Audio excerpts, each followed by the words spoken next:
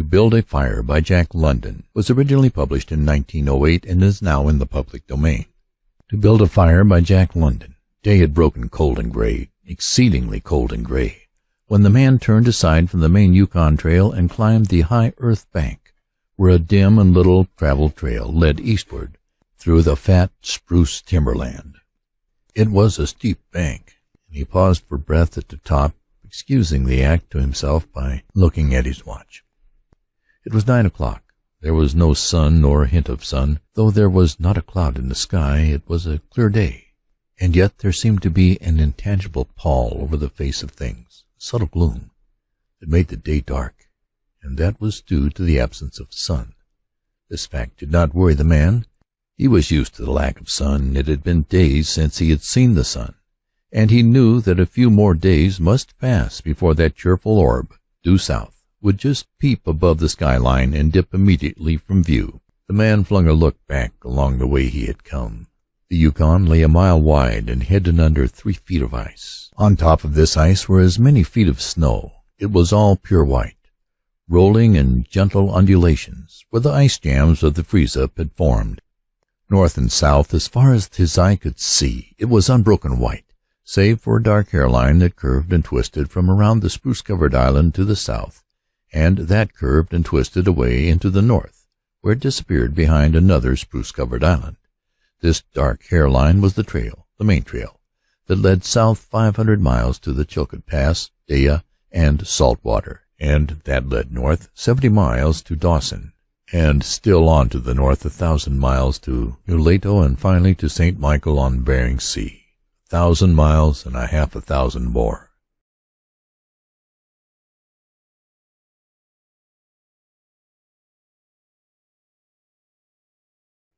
But all this, the mysterious, far-reaching hairline trail, the absence of sun from the sky, the tremendous cold, and the strangeness and weirdness of it all, made no impression on the man.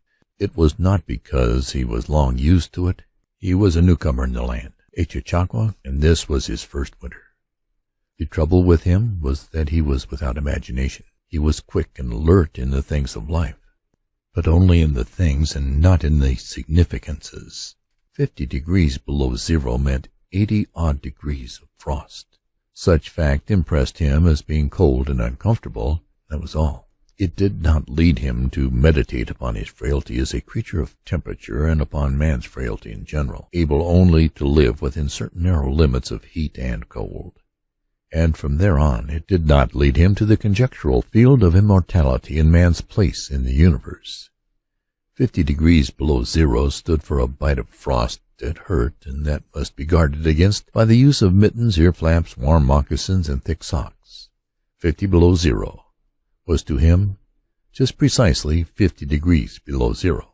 That there should be anything more to it than that was a thought that never entered his head.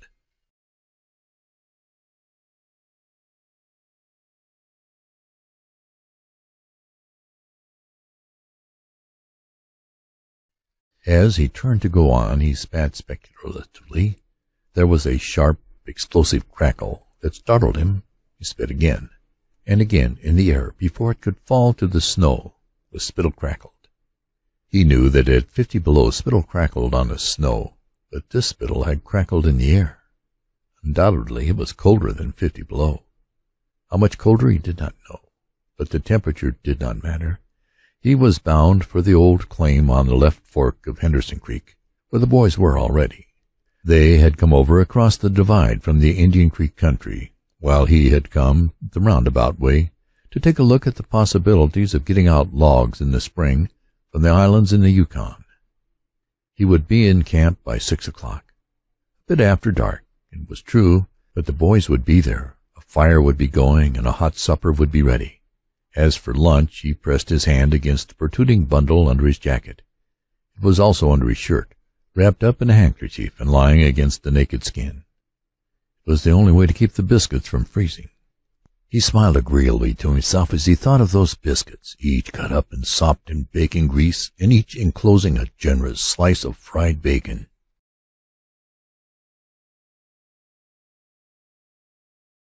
He plunged in among the big spruce trees.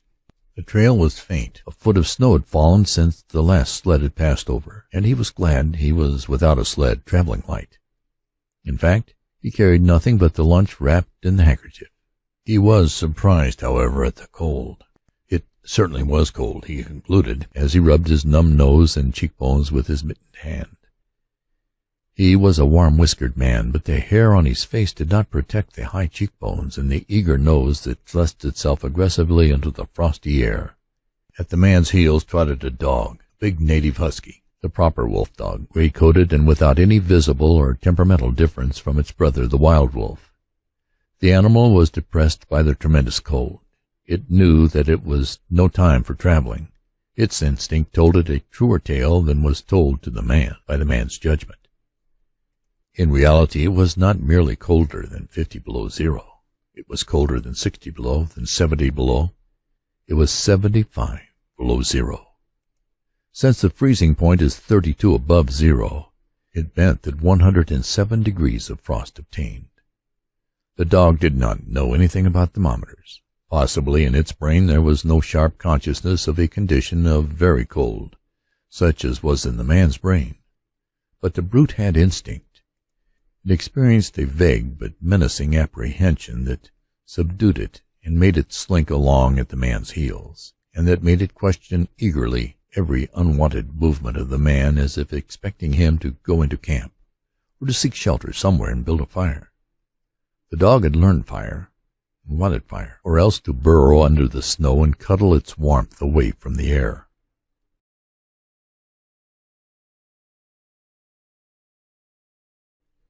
The frozen moisture of its breathing had settled on its fur in a fine powder of frost, and especially were its jowls, muzzle, and eyelashes whitened by its crystalled breath. The man's red beard and mustache were likewise frosted, but more solidly, the deposit taking the form of ice and increasing with every warm, moist breath he exhaled. Also the man was chewing tobacco, and the muzzle of ice held his lips so rigidly that he was unable to clear his chin when he expelled the juice. The result was that a crystal beard of the color and solidity of amber was increasing its length on his chin. If he fell down, it would shatter itself, like glass, into brittle fragments. But he did not mind the appendage. It was the penalty all tobacco chewers paid in that country. And he had been out in 2 cold snaps. They had not been so cold as this, he knew.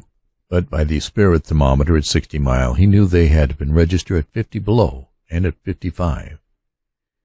He held on through the level stretch of woods for several miles, crossed a wild flat of niggerheads, and dropped down a bank to the frozen bed of a small stream. This was Henderson Creek, and he knew he was 10 miles from the forks. He looked at his watch. It was 10 o'clock. He was making 4 miles an hour. He calculated that he would arrive at the forks at 12:30. He decided to celebrate that event by eating his lunch there. The dog dropped in again at his heels with a tail drooping discouragement. As the man swung along the creek bed, the furrow of the old sled trail was plainly visible, but a dozen inches of snow covered the marks of the last runners. In a month no man had come up or down that silent creek. The man held steadily on. He was not much given to thinking, and just then particularly he had nothing to think about save that he would eat lunch at the forks, and that at 6 o'clock he would be in camp with the boys. There was nobody to talk to, and had there been, speech would have been impossible because of the ice muzzle on his mouth. So he continued monotonously to chew tobacco and to increase the length of his amber beard. Once in a while the thought reiterated itself that it was very cold, and that he had never experienced such cold. As he walked along, he rubbed his cheekbones and nose with the back of his mittened hand. He did this automatically, now and again changing hands, but rub as he would, the instant he stopped his cheekbones went numb, and the following instant the end of his nose went numb. He was short of frosty cheeks, he knew that, and experienced a pang of regret that he had not devised a nose strap of the sort Bud wore in cold snaps. Such a strap passed across the cheeks as well and saved them. But it didn't matter much after all. What were frosted cheeks? A bit painful, that was all. They were never serious. Empty as the man's mind was of thoughts, he was keenly observant, and he noticed the changes in the creek, the curves and bends and timber jams, and always he sharply noted where he placed his feet. Once, coming around a bend, he shied abruptly, like a startled horse, curved away from the place where he had been walking, and retreated several paces back along the trail. The creek, he knew, was frozen clear to the bottom. No creek could contain water in that Arctic winter, but he knew also there were springs that bubbled out from the hillsides and ran along under the snow and on top of the ice of the creek. He knew that the coldest snaps never froze these springs, and he knew likewise their danger. They were traps. They hid pools of water under the snow that might be 3 inches deep, or 3 feet. Sometimes a skin of ice half an inch thick covered them, and in turn was covered by the snow. Sometimes there were alternate layers of water and ice skin, so that when one broke through, he kept on breaking through for a while, sometimes wetting himself to the waist.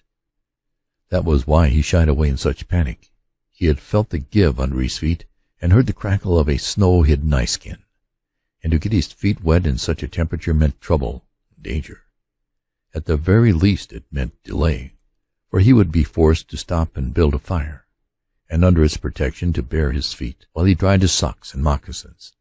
He stood and studied the creek bed and its banks and decided that the flow of water came from the right.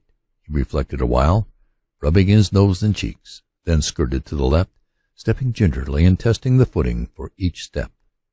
Once clear of the danger, he took a fresh chew of tobacco and swung along at his 4-mile gait.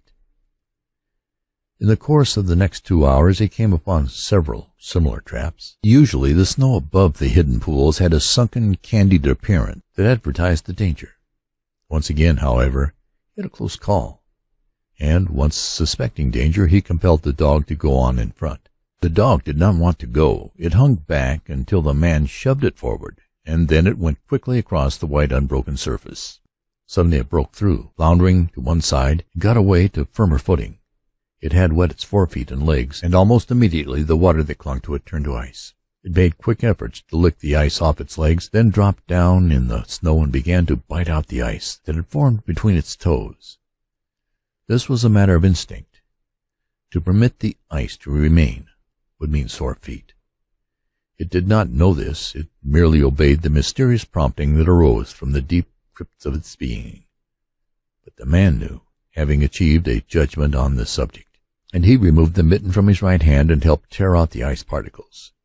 He did not expose his fingers more than a minute, and was astonished at the swift numbness that smote them. It certainly was cold. He pulled on the mitten hastily, and beat the hand savagely across his chest.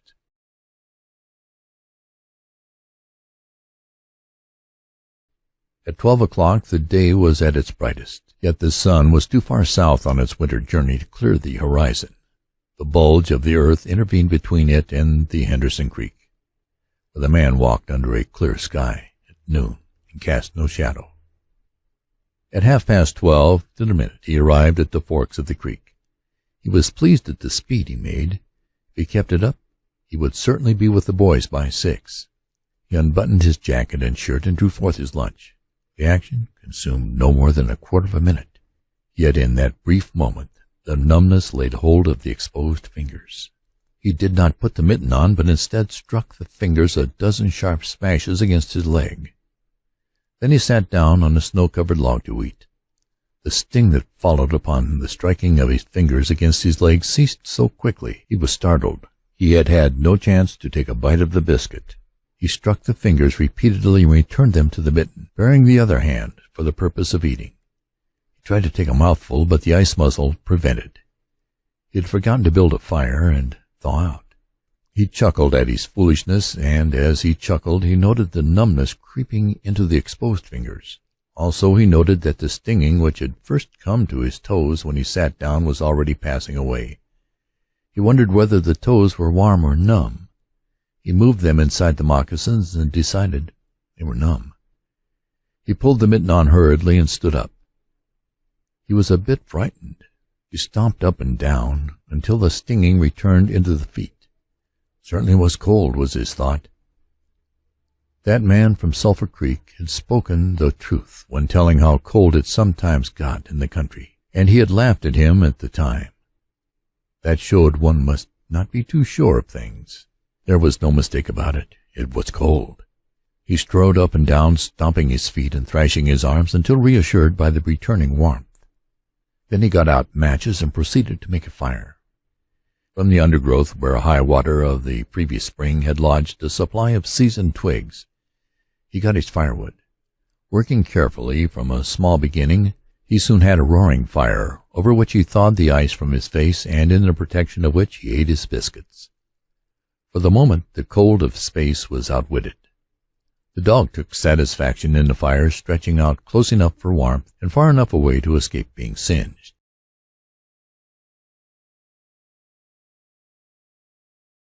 When the man had finished, he filled his pipe and took his comfortable time over a smoke. Then he pulled on his mittens, settled the ear flaps of his cap firmly about his ears, and took the creek trail up the left fork. The dog was disappointed and yearned back towards the fire. This man did not know cold. Possibly all the generations of his ancestry had been ignorant of cold, real cold, of cold 107 degrees below freezing point. But the dog knew. All its ancestry knew, and it had inherited the knowledge. And it knew that it was not good to walk abroad in such fearful cold.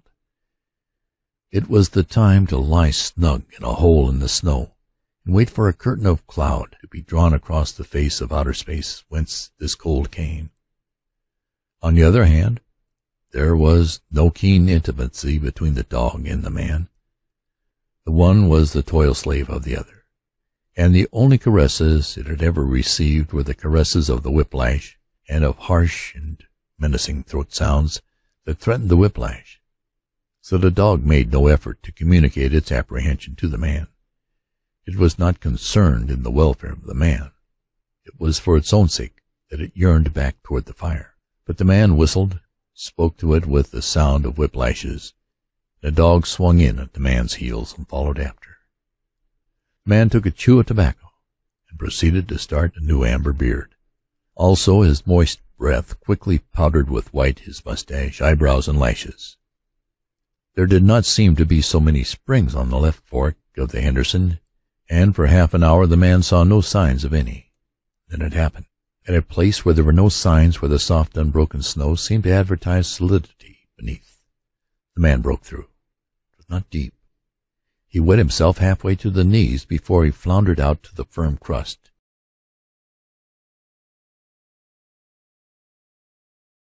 He was angry and cursed his luck aloud. He had hoped to get into camp with the boys at 6 o'clock, and this would delay him an hour, for he would have to build a fire and dry out his footgear. This was imperative at that low temperature. He knew that much, and he turned aside to the bank which he had climbed.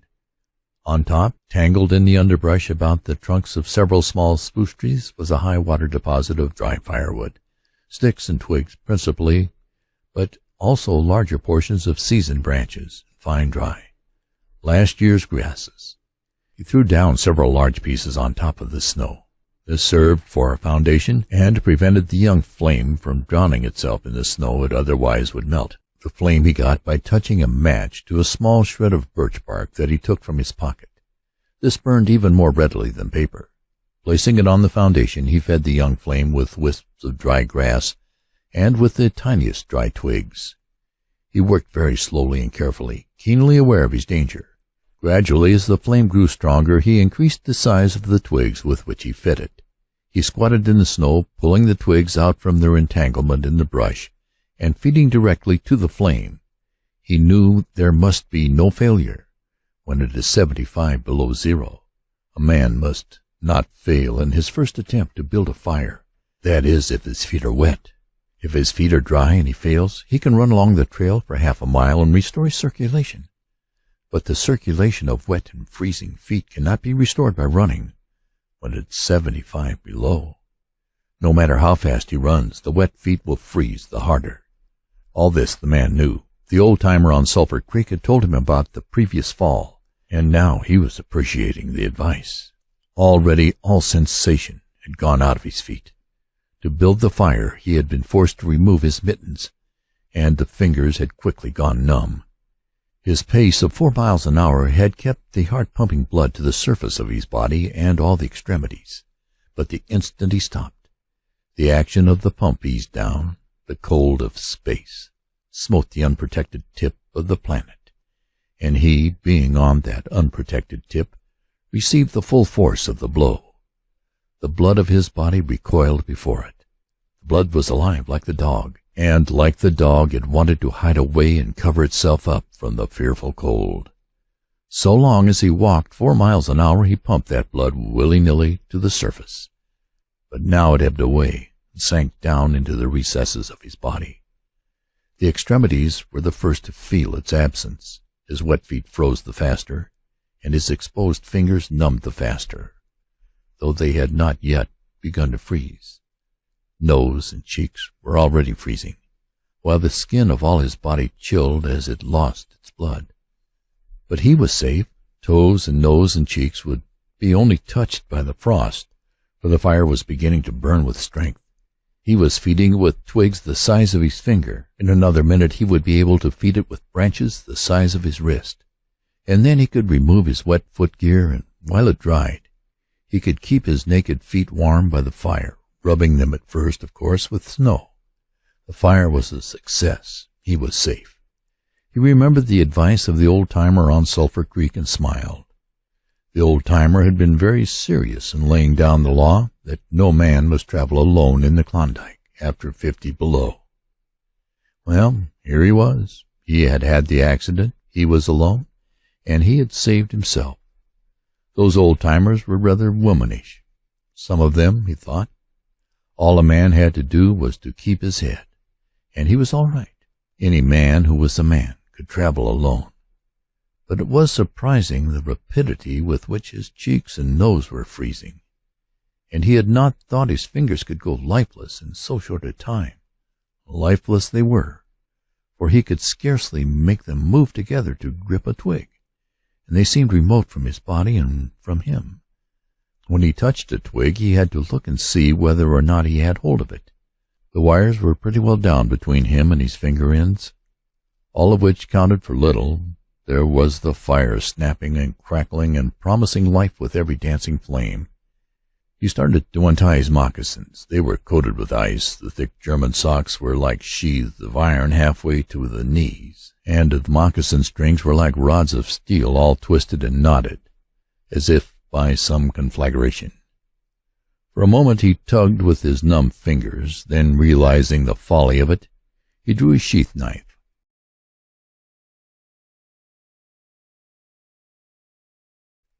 But before he could cut the strings, it happened. It was his own fault, or rather his mistake. He should not have built a fire under the spruce tree. He should have built it in the open. But it had been easier to pull the twigs from the brush and drop them directly on the fire. Now the tree under which he had done this carried a weight of snow on its boughs. No wind had blown for weeks, and each bough was fully freighted. Each time he pulled a twig, he had communicated a slight agitation to the tree, an imperceptible agitation so far as he was concerned, but an agitation sufficient to bring about the disaster. High up in the tree, one bough capsized its load of snow. This fell on the boughs beneath, capsizing them. This process continued, spreading out and involving the whole tree. It grew like an avalanche, and it descended without warning upon the man and the fire. The fire was blotted out. Where it had burned was a mantle of fresh and disordered snow. The man was shocked. It was as though he had just heard his own sentence of death. For a moment he sat and stared at the spot where the fire had been. Then he grew very calm. Perhaps the old-timer on Sulphur Creek was right. If he had only had a trail mate, he would have been in no danger now. The trail mate could have built the fire. Well, it was up to him to build the fire over again, and this second time there must be no failure. Even if he succeeded, he would most likely lose some toes. His feet must be badly frozen by now, and there would be some time before the second fire was ready.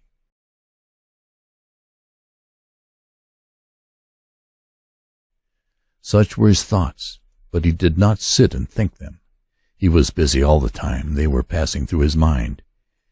He made a new foundation for a fire, this time in the open, where no treacherous tree could blot it out. Next he gathered dry grasses and tiny twigs from the high water flotsam. He could not bring his fingers together to pull them out, but he was able to gather them by the handful.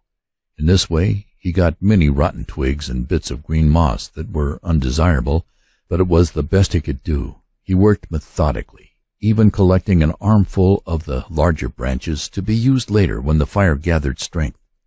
And all the while the dog sat and watched him, a certain yearning wistfulness in its eyes, for it looked upon him as the fire provider, and the fire was slow in coming. When all was ready, the man reached in his pocket for a second piece of birch bark. He knew the bark was there, and though he could not feel it with his numbed fingers, he could hear its crisp rustling as he fumbled for it. Try as he would, he could not clutch hold of it. And all the time in his consciousness was the knowledge that each instant his feet were freezing.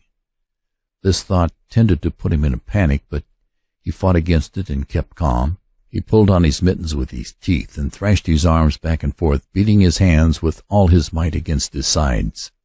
He did this sitting down, and he stood up to do it.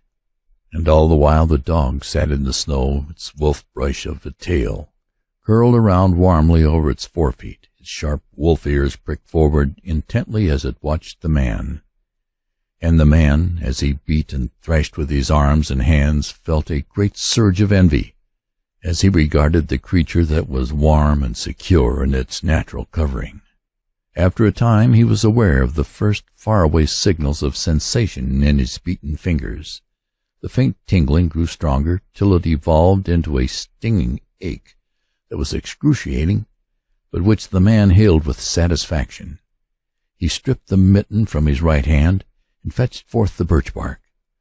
The exposed fingers were quickly going numb again.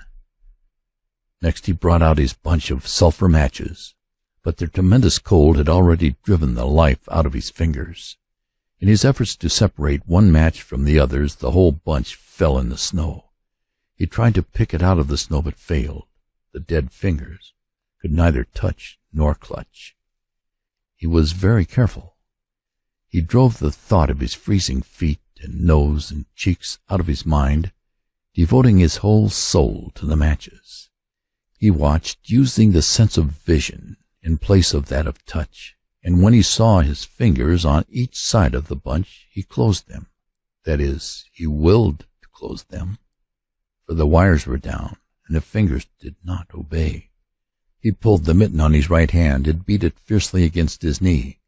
Then, with both mittened hands, he scooped the bunch of matches, along with much snow, into his lap. Yet he was no better off.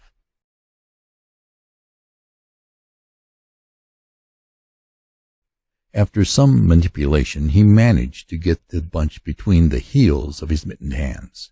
In this fashion, he carried it to his mouth. The ice crackled and snapped when, by a violent effort, he opened his mouth.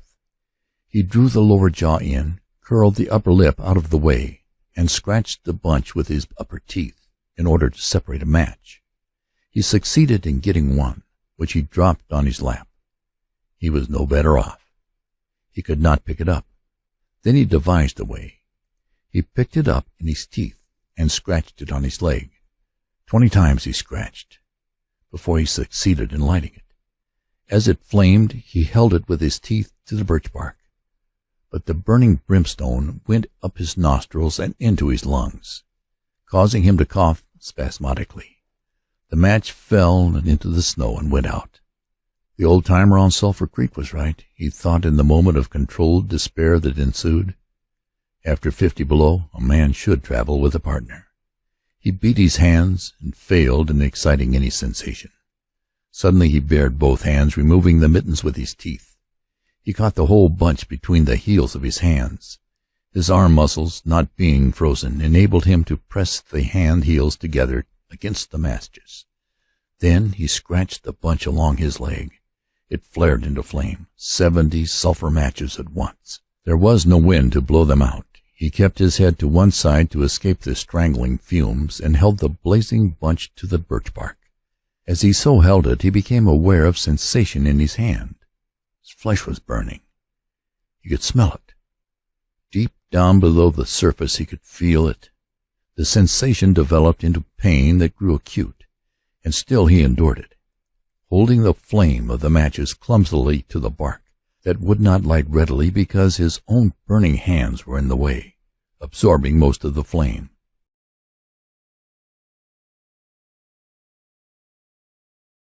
At last, when he could endure no more, he jerked his hands apart. The blazing matches fell sizzling into the snow, but the birch bark was alight. He began laying dry grasses and the tiniest twigs on the flame. He could not pick and choose, for he had to lift the fuel between the heels of his hands. Small pieces of rotten wood and green moss clung to the twigs, and he bit them off as well as he could with his teeth. He cherished the flame, carefully and awkwardly. It meant life, and it must not perish. The withdrawal of blood from the surface of his body now made him begin to shiver, and he grew more awkward. A large piece of green moss fell squarely on the little fire. He tried to poke it out with his fingers, but his shivering frame made him poke too far, and he disrupted the nucleus of the little fire, the burning grasses and tiny twigs separating and scattering. He tried to poke them together again, but in spite of the tenseness of the effort, his shivering got away with him, and the twigs were hopelessly scattered. Each twig gushed a puff of smoke and went out. The fire provider had failed.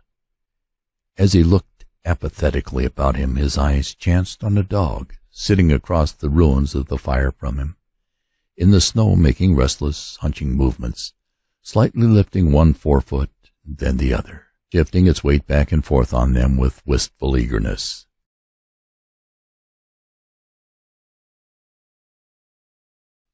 The sight of the dog put a wild idea in his head. He remembered the tale of a man caught in a blizzard who killed a steer and crawled inside the carcass and so saved his life. He would kill the dog and bury his hands in the warm body till the numbness went out of them. Then he could build another fire. He spoke to the dog, calling it to him, but in his voice was a strange note of fear that frightened the animal, who had never known the man to speak in such a way before. Something was the matter, and its suspicious nature sensed danger. It knew not what danger, but somewhere, somehow, in its brain, arose an apprehension of the man. It flattened its ears down at the sound of the man's voice, and its restless hunching movements and its liftings and shiftings of its forefeet became more pronounced, but it would not come to the man. He got on his hands and knees and crawled toward the dog. This unusual posture again excited suspicion, and the animal sidled mincingly away. The man sat up in the snow for a moment and struggled for calmness. Then he pulled on his mittens by means of his teeth and got upon his feet. He glanced down at first in order to assure himself that he was really standing up, for the absence of sensation in his feet left him unrelated to the earth. His erect position in itself started to drive the webs of suspicion from the dog's mind, and when he spoke peremptorily, with the sound of whiplashes in his voice, the dog rendered its customary allegiance and came to him. As it came within reaching distance, the man lost his control. His arms flashed out to the dog, and he experienced genuine surprise when he discovered that his hands could not clutch, that there was neither bend nor feeling in the fingers. He had forgotten for the moment that they were frozen and that they were freezing more and more. All this happened quickly, and before the animal could get away, he encircled its body with his arms. He sat down in the snow, and in this fashion held the dog while it snarled and whined and struggled. But it was all he could do, hold its body encircled in his arms and sit there. He realized that he could not kill the dog. There was no way to do it. With his helpless hands he could neither draw nor hold his sheath knife, nor throttle the animal. He released it, and it plunged wildly away with tail between its legs and still snarling. It halted 40 feet away and surveyed him curiously, with ears sharply pricked forward.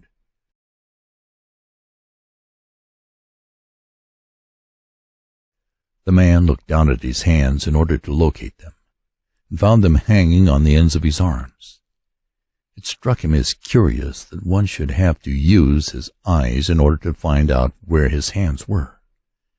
He began threshing his arms back and forth, beating the mittened hands against his sides.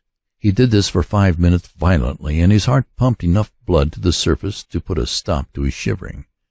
But no sensation was aroused in the hands.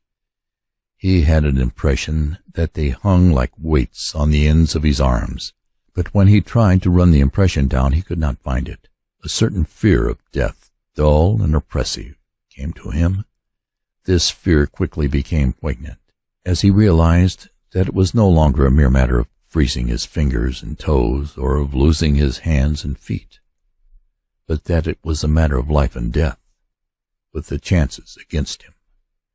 This threw him into a panic, and he turned and ran up the old creek bed along the old dim trail. The dog joined in behind and kept up with him. He ran blindly, without intention, in fear such as he had never known in his life. Slowly, as he plowed and floundered through the snow, he began to see things again. The banks of the creek, the old timber jams, the leafless aspens, and the sky. The running made him feel better. He did not shiver. Maybe if he ran on, his feet would thaw, and anyway, if he ran far enough, he would reach the camp and the boys. Without doubt he would lose some fingers and toes and some of his face, but the boys would take care of him and save the rest of him when he got there.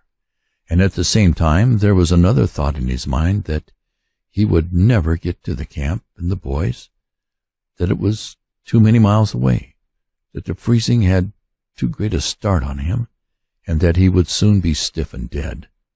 This thought he kept in the background and refused to consider. Sometimes it pushed itself forward and demanded to be heard, but he thrust it back and strove to think of other things.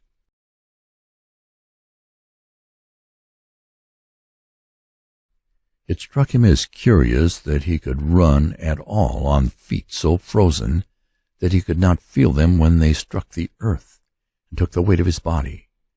He seemed to himself to skim above the surface and to have no connection with the earth.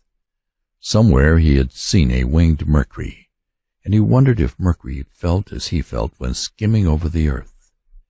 His theory of running until he reached camp and the boys had one flaw in it. He lacked the endurance. Several times he stumbled, and finally he tottered, crumpled up, and fell. When he tried to rise, he failed. He must sit and rest, he decided, and next time he would merely walk, keep on going. As he sat and regained his breath, he noted that he was feeling quite warm and comfortable. He was not shivering, and it even seemed that a warm glow had come to his chest and trunk. And yet when he touched his nose or cheeks, there was no sensation. Running would not thaw them out, nor would it thaw out his hands and feet. Then the thought came to him that the frozen portions of his body must be extending. He tried to keep this thought down, to forget it, to think of something else. He was aware of the panicky feeling that it caused, and he was afraid of the panic.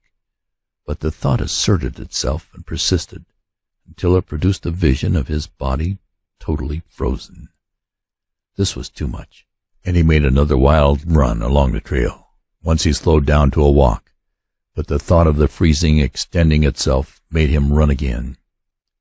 And all the time the dog ran with him at his heels. When he fell down a second time, it curled its tail over its forefeet and sat in front of him, facing him, curiously eager and intent. The warmth and security of the animal angered him, and he cursed it till it flattened down its ears appeasingly. This time the shivering came more quickly upon the man. He was losing in his battle with the frost. It was creeping into his body from all sides.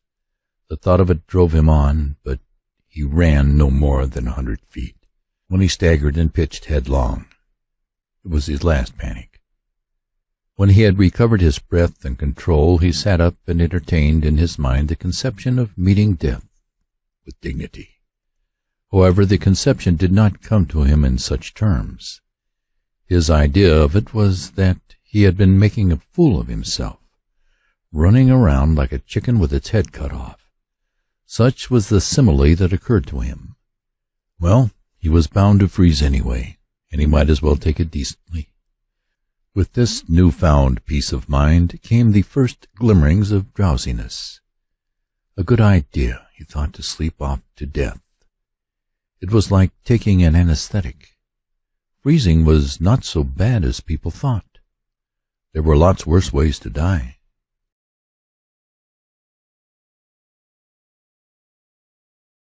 He pictured the boys finding his body next day. Suddenly he found himself with them, coming along the trail and looking for himself. And still with them, he came around a turn in the trail and found himself lying in the snow. He did not belong with himself any more, for even then he was out of himself, standing with the boys and looking at himself in the snow. It certainly was cold, was his thought. When he got back to the States, he could tell the folks what real cold was. He drifted on from this to a vision of the old-timer on Sulphur Creek. He could see him quite clearly, warm and comfortable, smoking a pipe. "You were right, old hoss, you were right," the man mumbled to the old-timer of Sulphur Creek. Then the man drowsed off into what seemed to him the most comfortable, satisfying sleep he had ever known. The dog sat facing him and waiting. The brief day drew to a close in a long, slow twilight. There were no signs of a fire to be made. Besides, never in the dog's experience had it known a man to sit like that in the snow, make no fire. As the twilight drew on, its eager yearning for the fire mastered it, and with a great lifting and shifting of 4 feet, it whined softly and flattened its ears down in anticipation of being chidden by the man. But the man remained silent. Later the dog whined loudly, and still later it crept close to the man and caught the scent of death. This made the animal bristle and back away. A little longer it delayed, howling under the stars that leaped and danced and shone brightly in the cold sky. Then it turned and trotted up the trail in the direction of the camp it knew. Where were the other food providers and fire providers?